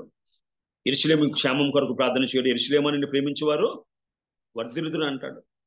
అంతేకాకుండా చిరకాలము యెహోవా మందిరములు నేను నివసింపగోరుచున్నాను అంటాడు. అంతేకాకుండా 26 అధ్యాయం 8వ వచనంలో యెహోవా నీ నివాస మందిరమును నీ తేజోమహిమ నిలుచు స్థలమును నేను ప్రేమించున్నాను అంటాడు. అంతేకాకుండా నీ ఇంటిని గూర్చిన ఆసక్తి నన్ను భక్షిస్తుంది అంటాడు ఆయన. బెత్లెహేములో పుట్టిన వాడికి యెరూషలేములో ఏం పని అమ్మా? ఒకడేమో యెరూషలేము నుండి వచ్చి దొంగల చేతికి చిక్కాడరా. వీళ్ళు ఉండడం బెత్లెహేములో ఉన్నారు కానీ వారి కళ్ళంతా హృదయం అంతా తలంపంతా ఆలోచనలంతా యెరూషలేము మీద ఉన్నాయటమ్మా. భక్తిహీనులు గుడారంలో నివసించడం కంటే నా దేవుని మందిర ద్వారం ఉంటే నాకు ఇష్టం అంటాడు. అంతేకాకుండా యెహోవా మందిరం చూడవాలని నా ప్రాణం ఎంతో ఆశపడుచున్నది, అది సమస్యలుచున్నది, జీవముగల దేవుని దర్శించుటకు నా హృదయమును నా శరీరమును ఆనందంతో కేకలు వేయుచున్నది అంటాడు. అంతేకాకుండా మనం కానీ ఇంకా చూసినట్లయితే దుప్పి నీటి వాగుల కొరకు ఆశపడినట్టు, దేవా నీ కొరకు నా ప్రాణం ఆశపడుచున్నది, నా ప్రాణము దేవుని కొరకు తృష్ణగొనుచున్నది, జీవముగల దేవుని కొరకు తృష్ణగొనుచున్నది, దేవుని సన్నిధికి నేను ఎప్పుడు వచ్చేదను, ఆయన సన్నిధి నేను ఎప్పుడు కనబడదను అని చెప్పి ఆయన చెప్తూ ఉన్నాడమ్మా. ఆ బెత్లెహేము గ్రామంలో ఏ సారం ఉందో మనకు తెలియదుగా. ఎంతమంది భక్తి పరులని ఇచ్చిందో. అంతేకాకుండా ఈ మధ్యకాలంలో రహబు వేశ్య జీవితాన్ని చూసాం మనం. ఓ పాపంలో పట్టబడ్డ స్త్రీ తన పాప జీవితాన్ని మార్చుకొని ఒక అద్భుతమైన కుమారుని కన్నదమ్మా. ఒకవేళ బోయాజు వ్యక్తిత్వాన్ని చూస్తే అందులో మనకి యేసుక్రీస్తు కనబడతాడమ్మా. పంతకాల్లో ఉన్న సంఘాన్ని యేసుక్రీస్తు ఏ విధంగా విడుదల చేశాడో అదే విధంగా బోయాజు మనం చూస్తే రూతుని విడుదల చేసి ఒక ప్రత్యేకమైన వ్యక్తిగా ఏ విధంగా ఆయన వివాహం చేసుకున్నాడో యేసుక్రీస్తు కూడా రెండో రాకడలో సంఘాన్ని అది ముడతైనను కలంకమైన అటు మేరేదని లేకుండా తన ఎదుట నిర్దోషముగా పవిత్రంగా నిలబెట్టుకోవాలని తను ఈ విధంగా అప్పగించుకున్నాడో బోయాజు కూడా రూతుని వివాహం చేసుకున్నాడు రా. మనం చూసినట్లయితే రూతు గ్రంథం 2వ అధ్యాయం 3వ వచనంలో, కాబట్టి ఆమె వెళ్ళి పొలములో వచ్చి చేను కొయ్యవారు వెనుక పొలంలో ఏరుకునగా పొలం ఆమె పోయి భాగం ఎలిమేలకు కొంచెం బోయాజుది. బోయాజు బెత్లెహేము నుండి వచ్చి యెహోవా మీకు తోడైనను గాక అని చేను కొయ్యవారితో చెప్పగా వారు యెహోవాని ఆశ్రయించును గాక అని చెప్పాను. మా బెత్లెహేములకి ఎంత మర్యాద అంటే పరివారిని అంటున్నారు యెహోవా మీకు తోడైనను గాక. నేను చాలా మందిని చూశాను, నేను చేసిన ఉద్యోగం చేసే స్థలంలో అధికారులు పనివారిని అంత ప్రేమగా చూపించిన పరిస్థితి. ఎంత పని చేసినా పని లేదనే చెప్తారు, పని చేయలేదనే చెప్తారు. పనివారిని వచ్చి పని కోసం అడగడంలే, యెహోవాని ఆశ్రయించిన కాక నోరిప్పితే దేవుడి కోసం మాట్లాడుతున్నాడు అమ్మ. ఎలా వచ్చిందా భక్తి? తల్లి పాపంలో శాపంలో పుట్టి ఆ బెత్లెహేములో ఉన్న ఏ మహిమ ఉందో, బెత్లెహేములో ఏ ఘనత ఉందో, బెత్లెహేములో ఏముందో తెలియదు కన్నమ్మా. మనం ఇందాక చెప్పుకున్నట్టుగా నయోమి అనేక మంది నిందించే మనస్తత్వం కలిగి దేవుని కూడా విడిచిపెట్టలే. ఆమె అంటుంది 2వ అధ్యాయం 20వ వచనంలో, నయోమి బ్రతికిన వారికి చచ్చిన వారికి ఉపకారం చేయటం మానని ఇతడు యెహోవా చేత ఆశీర్వదింపబడుగాక అని తన కోడలతో చచ్చిన వారికి బతికిన వారికి ఉపకారం చేసేవాడట. అంతేకాకుండా పనివారికి ఏం చెప్పాడంటే 2:16లో ముందు నుంచి చదువుతాను 15 నుంచి, ఆమె ఏరుకుంటకు లేచినప్పుడు బోయాజు ఆమె పనుల మధ్యన ఏరుకొని వచ్చును, ఆమెను అవమానపరచుకుంది మరియు ఆమె కొరకు పిడికిళ్ళు పడివేసి ఆమె ఏరుకున్నట్టు విడిచిపెట్టి ఆమెను గద్దెంపవద్దు తన దోషులకు ఆజ్ఞాపించాడమ్మా. ఈ క్రిస్మస్ సీజన్లో ఎవరైనా మన ఇంటికి వచ్చి అమ్మ దుప్పటి ఇవ్వ లేదా బట్టలు ఇవ్వంటే మా పందానం కాదు కదా అంట. తన పనికిరాని వ్యక్తికి ఏంటమ్మా పిడికలు విడిచిపెట్టమన్నాడంట. పొలం కోసినప్పుడు పొలం యజమాని వచ్చి కొయ్యిపోతే మీకు బుద్ధి లేదని చెప్పి ఉన్నది కోసేస్తాడు. ఈయన అంటున్నాడు విడిచిపెట్టమన్నాడు. అంతేకాకుండా అర్ధరాత్రి ఏరి కోరి వస్తే 3:10 వచనంలో నా కుమారి యెహోవా చేత నువ్వు దీవెన పొందుదను, కొద్దివారి కానీ గొప్పవారిని కానీ నువ్వు యవనస్తుని వెంబడింపక ఇంటి వల్ల నీ మునుపటి సత్ప్రవర్తన కంటే వెనుక సత్ప్రవర్తన మరి ఎక్కువండి. కాబట్టి కుమారి భయపడకము, నువ్వు చెప్పినదంతే నీకు చేసేదను, నువ్వు యోగ్యురాలువి నా జనులను ఎరుగుదురు, నేను నిన్ను విడిపింపగలవన్నమాట వాస్తవమని చెప్పి అన్నాడు. అంతేకాకుండా మనం చూసినట్లయితే 16వ వచనంలో ఆమె తన అత్త ఇంటికి వచ్చినప్పుడు అత్త నా కుమారి నీ పని ఎట్లు జరిగిన అడుగు ఆమె మనుషుని తనకు చేసిందంతే తెలియజేశాను. నువ్వు ఒట్టి చోదలతో నీ అత్త ఇంటికి పోవద్దని చెప్పి అతడు 6 కొలల 50 నాకు ఇచ్చాను. అప్పుడు ఆమె నా కుమారి ఈ సంగతి నేటి దినము నెరవేర్చితే గాని మనుషుడు ఊరుకొండు గనుక అన్నాడు. మా బెత్లెహేములో ఎంత అద్భుతమైన వ్యక్తులను దేవుడు కలిగించాడమ్మా. సమయం లేదు కానీ బోధించడానికి కొన్ని ఇంపార్టెంట్ విషయాలు చెప్పి నేను ముగిస్తాను. మా బెత్లెహేం అనేది అంతిమ న్యాయాధిపతి సంచారం చేసిన స్థలం. అది అండపిండ బ్రహ్మాండమైన వాడు, ఆకాశాల మహాకాశాల పట్టణవాడు, పసిబాళ్ళకి వచ్చినవాడు ఆయన. మా భూమి కానీ ఒకవేళ సూర్యుడు ఒక సంచి అయితే భూమిలో 13 లక్షల భూములు సూర్యుడిలో పడతాయటమ్మా. సూర్యుడి కన్నా గొప్ప నక్షత్రాలు చాలా ఉన్నాయి. అదే మన కంటికి కనబడుతున్న పాలపంతులు 1.25 బిలియన్స్ ఉన్నాయటమ్మా.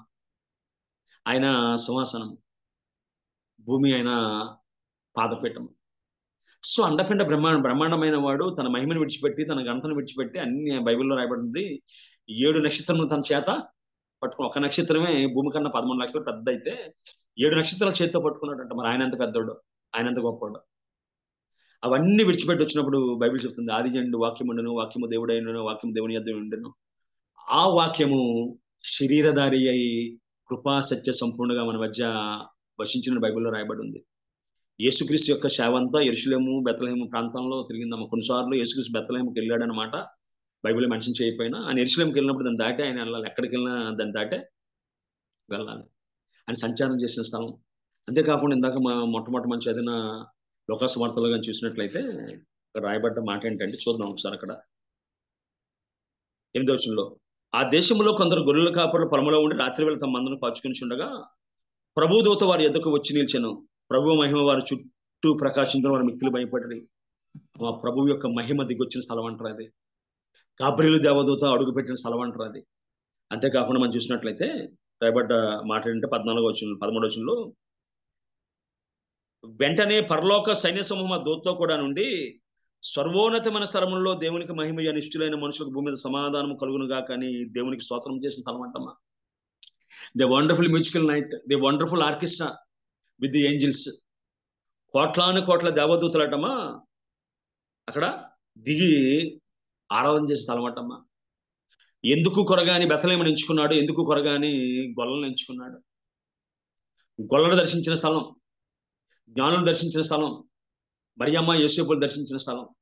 అంతేకాకుండా బైబిల్ రాయబడడం ఏంటంటే మా దయాప్రాప్తురాలని శుభం అంటే అర్థం ఏంటంటే ఆ పదాన్ని ఎక్కువగా ఎవరైతే గర్భవతులు అవుతారో వారి కోసం వాడతారంట మా పదం. అది అందుకే ఆమె ఆశ్చర్యపోయింది. దయాప్రాప్తురాలని శుభం అంటే సర్వసాధారణ ధర్మభర్తలకు శుభం అంటే ఏమనాలి, సంతోషించాలి. ఇజ్రాయెల్ దేశంలో దయాప్రాప్తులకు శుభం అన్నమాట గర్భిణితో ఉన్న బిడ్డలకు వాడతారటమ్మా. మరియమ్మ లాంటి దేవుడు నీ మాట చొప్పున నాకు జరుగునుగా కన్నా ఈ విధేయులు సంచరించే స్థలం అంటమ్మా. అంతేకాకుండా మనం కానీ చూసినట్లయితే అక్కడ రాయబడ్డ మాట ఏంటంటే మత్తయి సువార్తలో యోసేపు కోసం రాయబడ్డ మాటలుగా మనం పరిశీలన చేసినట్లయితే యోసేపు నీతిమంతుడై ఉండి 19వ వచనంలో ఆమె భర్త అయిన యోసేపు నీతిమంతుడై ఉండి ఆమెను అవమానపరచనులక రహస్యంగా విడనాడా ఉద్దేశించను. అంతేకాకుండా 24 యోసేపు నిద్ర మేల్కొని ప్రభు దూతనకు ఆజ్ఞాపించిన ప్రకారము చేసి తన భార్యను చేర్చుకుని ఆమె కుమారుని కొనువరకు ఆమెను ఎరుగుకుండిన బైబిల్లో రాయబడి ఉంది. అటువంటి నీతిమంతులు సంచారం చేసిన స్థలం అది, అటువంటి విశ్వాసవీరులు సంచారం చేసిన స్థలం అది. అంతేకాకుండా 2వ అధ్యాయంలో మనం చూసినట్లయితే మత్తయి 2వ అధ్యాయంలో రాజైన హేరోదు దినముల యందు యూదా దేశ బెత్లెహేములో యేసు పుట్టిన పిమ్మట ఇదిగో తూర్పు దేశపు జ్ఞానులు యెరూషలేముకు కూడా వచ్చింది. యూదుల రోజుగా పుట్టినవాడు ఎక్కడున్నాడు? తూర్పు దిక్కున మేము ఆయన నక్షత్రమును చూచి. ఆ గ్రామాన్ని నక్షత్రం దర్శించిందంటమ్మా. నక్షత్రం మన మాట వింటదా? మన అంతరిక్షం పంపిస్తున్న వ్యామగాములు, అదేవిధంగా వ్యామనౌకులు మాట వినడం లేదు. ఒక నక్షత్రం అటమా ఆయన కోసం ప్రత్యేకంగా బెత్లెహేమును దర్శించిందట. ఎవరైనా చెప్పగలరా అయ్యా మా గ్రామాన్ని నక్షత్రం దర్శించిందని? బెత్లెహేము గ్రామానికి దేవుడు ఆధిక్యతనిచ్చాడమ్మా. అంతేకాకుండా ఎక్కడో జ్ఞానులు, ఒక మారుమూల ప్రాంతం. నేను కంపేషన్ ఇంటర్నేషనల్ పనిచేసినప్పుడు మా గొట్లం గడుబిలి గ్రామాలకి ఎక్కడెక్కడి నుంచో స్పాన్సర్స్ వచ్చేవారు. ఏముంది, మాకు గడుబిల్లో కోరి ఉండేది. ఇప్పుడు చాలా మంది ఒరిస్సా నుంచి వచ్చిన మైగ్రెంట్ లేబర్ ఉండేవారు. వాళ్ళని చూడడానికి ఎక్కడ అమెరికా, యుఎస్ఏ, ఆస్ట్రేలియా నుంచి చాలా మంది వచ్చేవారు. అదేవిధంగా బెత్లెహేము గ్రామం చూడడానికి జ్ఞానులు వచ్చారట.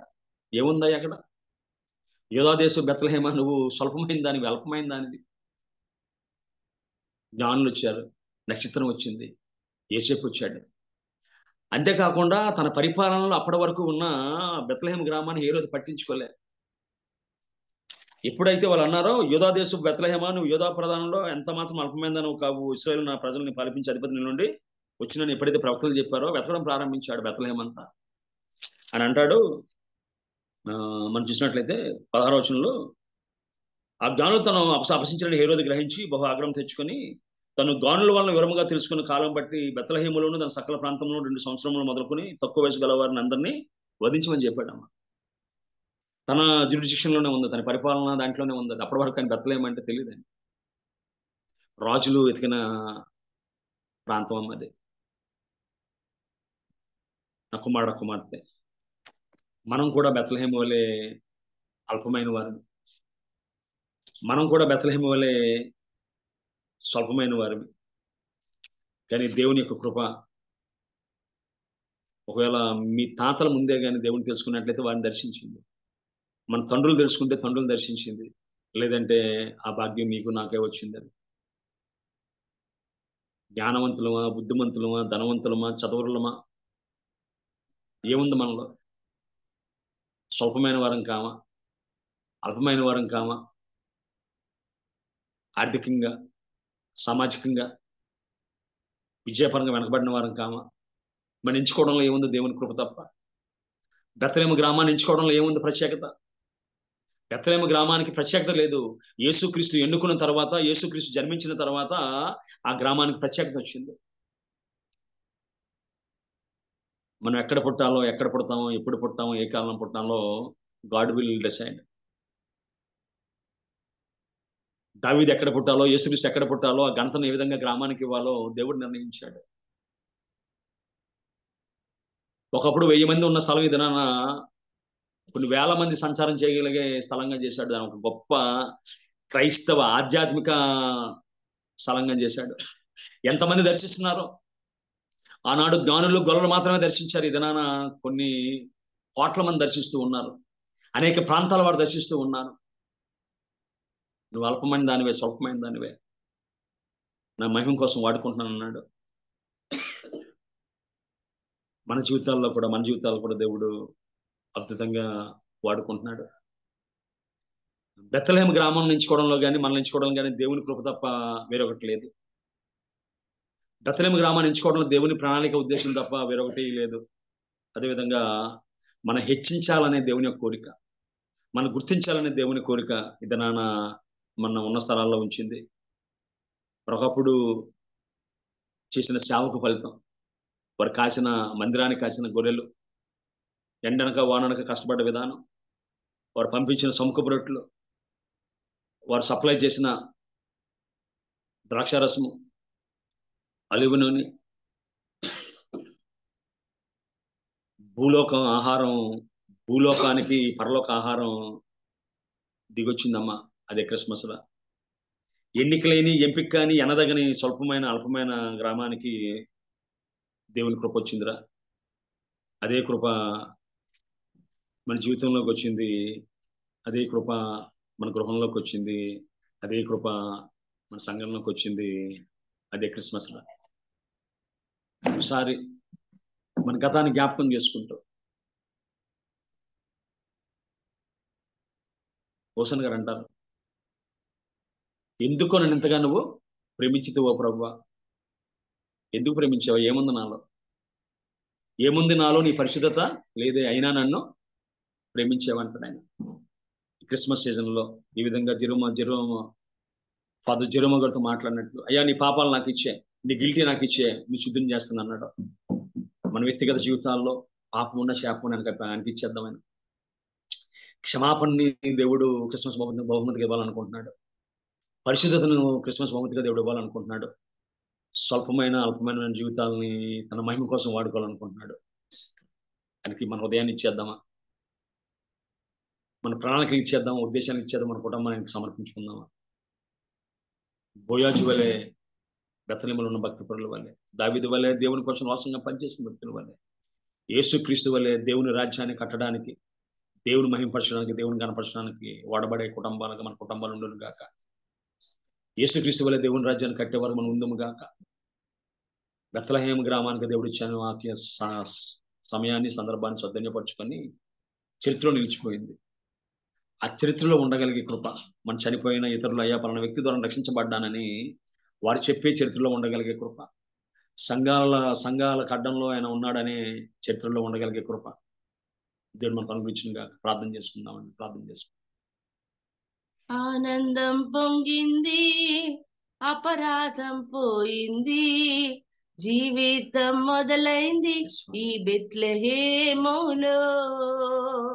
ఆనందం పొంగింది, అపరాధం పోయింది, జీవితం మొదలైంది బెత్లెహేము దేవుడు కోరుకున్నదమ్మా. అండపైన బ్రహ్మాండమైన వాడు, ఆకాశ జీవాహారమైన వాడు బెత్లెహేము గ్రామంలో కూర్చోడు. తీయని అనురాగం బెత్లెహేము గ్రామం, రక్షణానందం పట్టణములో. తీయని బెత్లెహేము గ్రామములో ఊహించిన వివరించిన సరిపోదయా,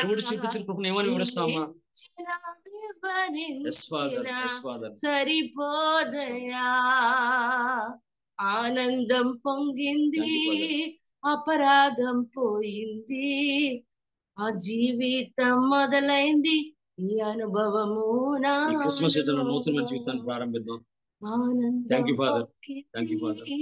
అపరాధం పోయింది. పరిశుద్ధుడు తండ్రి, నీ బంగారు పాదాలు పొందడం ప్రభావ, నీ ప్రేమను బట్టి కుటుంబం వందనాలు తండ్రి. అయ్యా స్వల్పమైన అల్పమైన ప్రభావ బెత్లెహేము గ్రామాన్ని తండ్రి ప్రభావ నువ్వు వాడుకున్న విధానం బట్టి వందనాలు చెల్లిస్తున్నాను తండ్రి.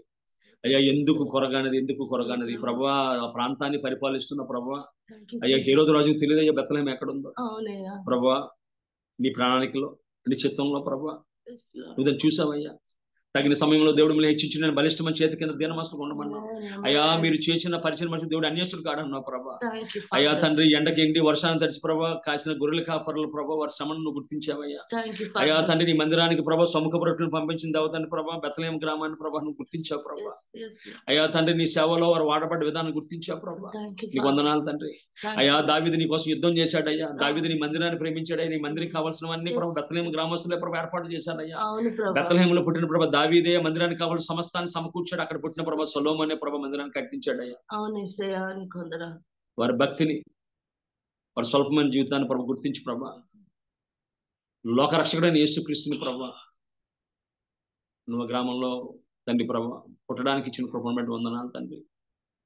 బెత్లెహేము గ్రామానికి ప్రభా బహుమతిగా ఇచ్చావయ్యా. మా జీవితాల్లో ప్రభా నీ కుమారుడిని బహుమతికి ఇచ్చావు తండ్రి. ఇవ్వబడ్డ బహుమతిని ప్రభా అయ్యా మేము విలువైన వారు కాదు తండ్రి. నీ ప్రేమే కదయ్యా మమ్మల్ని ప్రభా నీలో నడిపించింది. నీ ప్రేమే కదయ్యా ప్రభా దినానికి గొల్లను ప్రభా నీ కుమారుని దర్శించడానికి అవకాశం ఇచ్చింది. నీ కృపే కదా ప్రభా జ్ఞానులు ప్రభా నీ కుమారుని దర్శించడానికి అవకాశం ఇచ్చింది. నీ కృపే కదయ్యా బెత్లెహేము గ్రామంలో ప్రభా గాబ్రియేలు దేవదూత పరలోక సన్నిసమం అడుగుపెట్టడానికి ప్రభా కారణమైంది. నీ కృపే కదయ్యా అనేక మందిని ప్రభా రక్షించగలిగింది. ప్రార్థన చేస్తున్నాను తండ్రి. అన్నాడు బెత్లెహేము గ్రామాన్ని విధంగా వాడుకున్నావు ప్రభా. మమ్మల్ని మా గ్రామాలని మా కుటుంబాన్ని వాడుకోమని సహాయం చేయండి. మాలో ప్రభా ఏ యోగ్యత లేదు, ఏ ధనిత లేదు ప్రభా. నీ కృపే తండ్రి. నీ కృప జ్ఞాపకం చేసుకో అన్నాడు ప్రభా. నువ్వు జెరోమా గారితో చెప్పినట్టుగా ప్రభా ఇగో మా పాపాలు శాపాలు ప్రభా మా యొక్క అపరాధాన్ని నీ పాదాల మీద పెడుతున్నాను తండ్రి. అవును యేసయ్యా. మా సమస్త పాపాలను ప్రభు శుద్ధీకరించి ప్రభా, Yes, Lord. పరిశుద్ధులుగా పవిత్రులుగా ప్రభా, Thank నీ you. వాక్యాన్ని విడిచిపెట్టించగల ప్రభా మాకు అందరికీ దయచేయమని ఈ చిన్న ప్రార్థన మా ప్రభుని ప్రియకుమారుడు ఆయన యేసుక్రీస్తు దివ్యనామాన్ని గడుకుంటున్నాం పరమ తండ్రి. Amen. ఆమేన్. అందరికి వందనాలండి. Praise the Lord. Thank you brother. మరి చాలా చక్కని వర్తమానాన్ని, మరి క్రీస్తు పుట్టుక గురించి క్రిస్మస్ సీజన్ లో చక్కటి వర్తమానాన్ని అందించిన మీకు వర్చువల్ ప్రేయర్ ఫ్యామిలీ తరఫున ప్రత్యేక వందనాలు తెలియజేస్తున్నాను బ్రదర్. Thank you brother. మరి ఎందరో భక్తుల అనుభవాలు, వారు చెప్పిన కోట్స్ ని, దావీదు యొక్క అనుభవాల ద్వారా ఎన్నో విషయాలు మేము నేర్చుకున్నాము. దేవుడే మనకు మన్నా, జీవజలము, బెత్లెహేం చరిత్ర గురించి, దేవుని ప్రేమ చూపింపబడిన స్థలంగా చక్కగా వివరించారు. Thank you brother. మరి మన మధ్యలో ఉన్న పాస్టర్ విజయ్ కుమార్ గారు ముగింపు ప్రార్థన, పరలోక ప్రార్థన ఆశీర్వాదం ఇవ్వాల్సిందిగా కోరుతున్నానండి. ప్రార్థన చేసుకుందామండి. సకలాశీర్వాదాలకు కారణభూతుడైన మా పరలోకపు తండ్రి, మీ అత్యంత ఉన్నతమైన, ఘనమైన, శ్రేష్టమైన నామానికి ఉదయకాలంలో వందన సమర్పణ తెలియజేస్తున్నాం.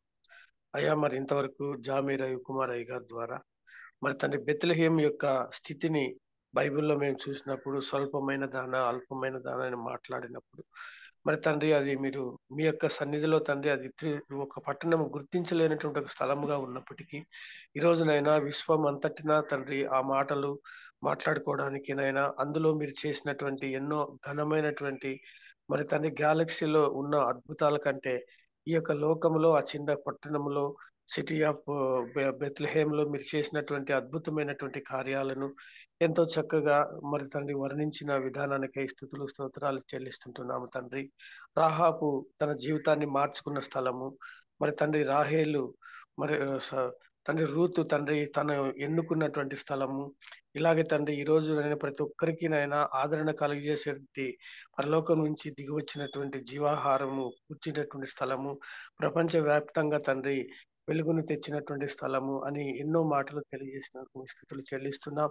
థామస్ అల్వా ఎడిసన్ చెప్పినటువంటి మాట ప్రభావితముగా ఉంటున్నది తండ్రి. మరి లోకంలో చీకటిని తొలగించడానికి అనగా మరి తండ్రి వెలుతురు కావాలని అతను యొక్క బుద్ధి జ్ఞానము ద్వారా అనగా మీరు ఇచ్చిన జ్ఞానముతో బల్బును కనిపెట్టి అందులో ఆయన సంతోషపడక లోకాన్ని వెలిగించడానికి అయితే బల్బు ఉన్నది కానీ నా జీవితాన్ని వెలిగించిన వాడు యేసయ్య అని చెప్పడము ఒక అద్భుతమైనటువంటి సందేశంగా మేము చూస్తున్నాం. మరి తండ్రి జ్ఞానులు, శాస్త్రజ్ఞులు, మరి గొల్లలు, పామర్లు, సామాన్యులు ప్రతి ఒక్కరూ జీవించబడినటువంటి స్థలముగా, అందరికీ ఆహారమును పానమును దయచేసేటువంటి స్థలముగా మీరు ఇచ్చినందుకు స్తోత్రాలు చెల్లిస్తున్నాం తండ్రి. ఈ భావ ప్రకటనలు ప్రతి సంఘంలోనూ ప్రతి వ్యక్తికి, చిన్నవాళ్లకు, పెద్దవాళ్లకు ఈ సమాచారాలను చక్కగా వర్ణించడానికి ఈరోజు తండ్రి చేరి వచ్చినటువంటి ప్రియులు, పెద్దలు అందరూ ఉన్నారు తండ్రి. ఇక్కడ వారందరూ కూడా ఇలాంటి ఉద్దేశాలను స్పష్టంగా మరి డొంకు లేకుండా, కల్పితం లేకుండా ఉన్నది ఉన్నట్లుగా మాట్లాడేటువంటి కృపను అందరికీ దయచేయండి. మీ యొక్క మాటలు చాలా మరి తండ్రి స్పష్టంగా ఉన్నాయి కానీ ఈరోజు కల్పితమైనటువంటి బోధలతో అవి విధివిధముగా తండ్రి వారి యొక్క స్వార్థముతో ఎన్నో విషయాలు మరుగుపడుతున్నాయి తండ్రి. మరి మరుగుపడినటువంటి సంగతులను వెలుగులోకి తెచ్చినటువంటి జీవము కలిగినటువంటి యేసయ్య మాటలను చక్కగా వర్ణించినటువంటి అయ్యగారిని, అమ్మగారిని ఆశీర్వదించండి. వారి యొక్క సంఘ పరిచర్యను, వారి భారాన్ని తండ్రి దీవించండి. వారి తండ్రి వారికి ముందుగా మీరు ఉండండి. వారిలో మీరు ఉంటున్నారు తండ్రి. గడగడ స్పష్టముగా, సరళముగా, ధారాళముగా మరి తండ్రి ఎలాంటి సంకోచం లేకుండా ఒక మరి నిఘంటువులాగా మరి రవికుమార్ గారు, జామీర్ రవికుమార్ అయ్య గారిని ఉంచినందుకు మీ స్తోత్రాలు. అవును తండ్రి, మీ మాటలు హృదయంలో నిండిన దాన్ని బట్టి నోటికి వస్తున్నాయి. మరి తండ్రి అవి ధ్యానించడం ఎంతో ధన్యత.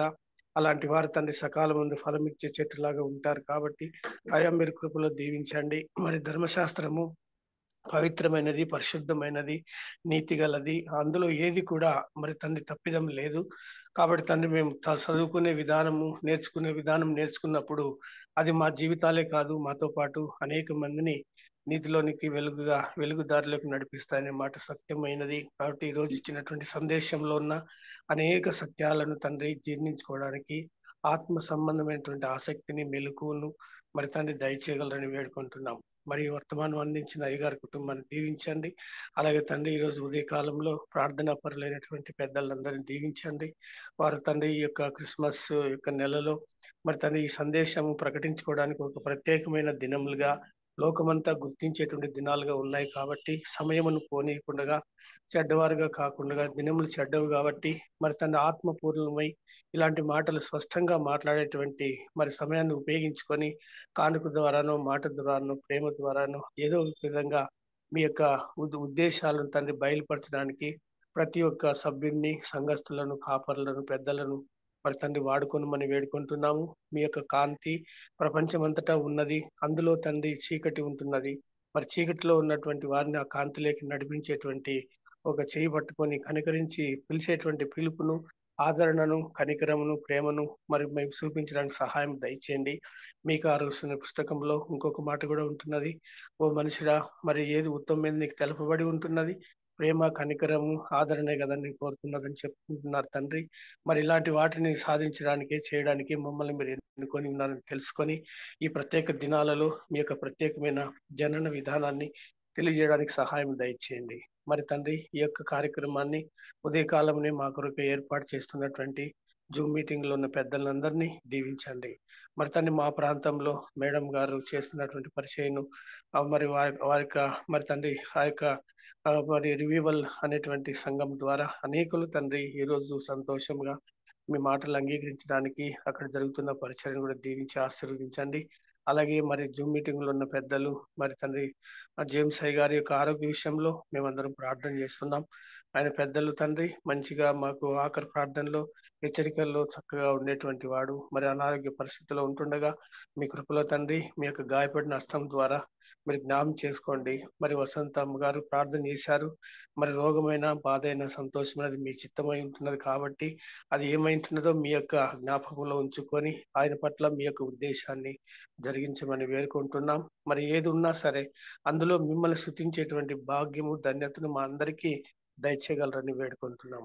ఈ జూమ్ మీటింగ్ ఏర్పాటు చేస్తున్న పెద్దలందరినీ దీవించి ఆశీర్వదించండి. ఈ ఉదయాన్ని మాకు దీవెనకరంగా మార్చి మా జీవితాలలో మరొకసారి మీ యొక్క వెలుగు సంబంధించినటువంటి అద్భుతమైన సందేశం ఇచ్చినందుకు మీ స్తుతులు చెల్లించుకుంటూ ఈ దీన ప్రార్థన మా ప్రభు మా రక్షకుడు మీ ప్రియకుమారుడైనటువంటి యేసుక్రీస్తు యొక్క అతి శ్రేష్టమైన నామం నందు అడిగి వేడుకుంటున్నాము తండ్రి, ఆమేన్. పరలోక ప్రార్థన చేసుకుందామండి. పరలోకమందున్న మా తండ్రి, నీ నామం పరిశుద్ధపరచబడును గాక, నీ రాజ్యం వచ్చును గాక, నీ చిత్తం పరలోకమందు ఎలాగో భూమి యందు నెరవేరును గాక. మాకు కావలసిన అనుదిన ఆహారం దయచేయము. మా ఎడల అపరాధము చేయవారిని క్షమించినట్లు మా అపరాధములను క్షమించు. తమ శోధన లేక తప్పించుము. ఎందుకంటే రాజ్యం, శక్తి, మహిమ నిరంతరం నీవైనావు స్వామి. ఆమేన్. అంతే ఆశీర్వాదం తీసుకుందామండి. మన తండ్రి అయినటువంటి దేవుని ప్రేమ, ప్రభువైన యేసుక్రీస్తు కృప, పరిశుద్ధాత్మ యొక్క అన్యోన్య సహవాసము చేరువచ్చిన మా అందరితోనూ ఈ యొక్క డిసెంబర్ నెలలో అంత్య కార్యక్రమాలను తోడుగా ఉండి అన్ని చోట్ల ఆయన ప్రకాశము వెలుగు నిత్యము అందరికీ ప్రకటించబడును గాక. Amen, amen, amen, amen. Thank you అయ్య గారు. ప్రార్థించిన పాస్టర్ విజయ్ కుమార్ గారికి, వాక్యం అందించిన బ్రదర్ జామి రవికుమార్ గారికి ప్రత్యేక వందనాలండి. వర్చువల్ ప్రేయర్ ఫ్యామిలీ తరఫున ఈ మెసేజెస్ అన్ని రికార్డ్ చేయబడుతున్నాయండి. మరి జామి రవికుమార్ గారు చెప్పిన మెసేజెస్ మీరు సపరేట్ గా వినాలని ఆశపడితే యూట్యూబ్ లో బాబి రత్నాకర్ టైప్ చేస్తే మీకు ఆ ఛానల్ వస్తుందండి. దానిలో విజిట్ ఛానల్ అని ఉంటుంది. అక్కడికి వెళ్తే ప్లేలిస్ట్ ఉంటుందండి. దాంట్లో వారి ఫోటోతో సహా వారు చెప్పిన మెసేజెస్ అన్ని ఉంటాయండి. దయచేసి మీరు వినొచ్చండి. ఇంత చక్కని వాక్యాలు మీ సంఘాల్లో కూడా ఇంప్లిమెంట్ చేసుకోవచ్చండి. వారి గురించి దేవుని స్తుతిస్తున్నాము. వాళ్ళ పాప ఒక్క పాపే, ఆ పాపని మిషనరీ మెడికల్ మిషనరీగా వాళ్ళు సమర్పించుకున్నారు. అందుని బట్టి దేవునికి వందనాలు. దయచేసి ఈ కాలంలో పర్సనల్ ఎవాంజలిజం అంటే వ్యక్తిగత సువార్త క్రీస్తు గురించి చెప్పాలని సిద్ధపడాలని కోరుకుంటున్నానండి. థ్యాంక్ యూ అండి. జాయిన్ అయిన అందరికీ వందనాలండి. ముగించుకుందాం. హ్యావ్ ఎ నైస్ డే అండి.